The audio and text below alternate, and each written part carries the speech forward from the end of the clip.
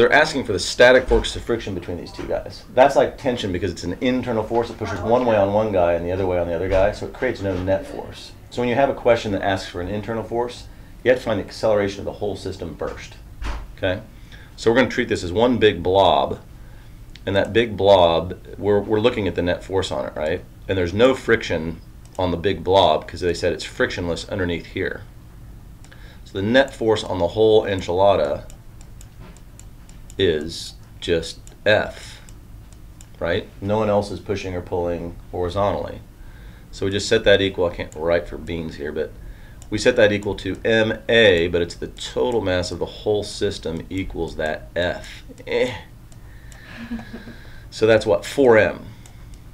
So 4M times the acceleration equals F. So that's pretty easy, right? So we solve that. Of course, that was the earlier problem, wasn't it? Or not?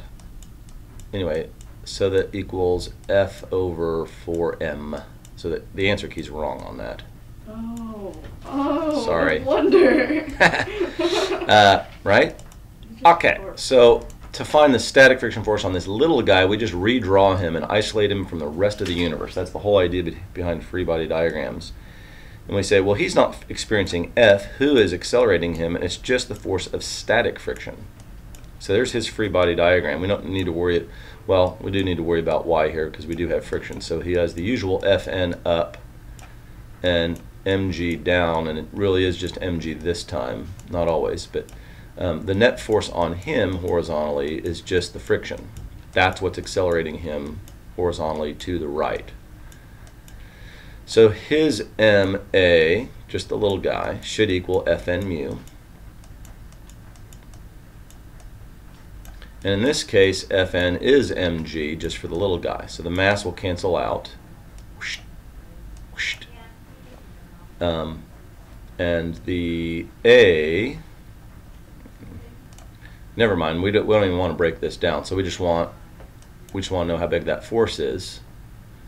So it's simply going to be m times the acceleration from the first part of the problem, which is F over 4m. That equals the force of friction. We didn't really need this step because that was if we were finding mu, but we're not finding mu.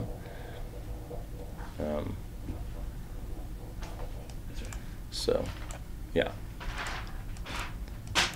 So, F over 4. Okay. So number 11 is what we needed this for. Oops.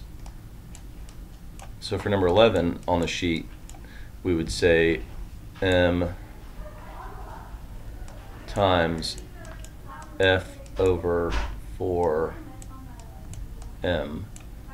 equals Fn mu, which is mg mu.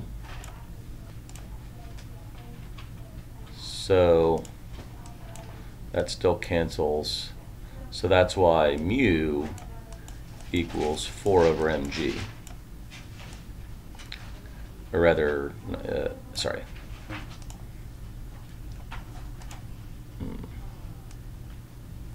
Mu is F over 4 mg.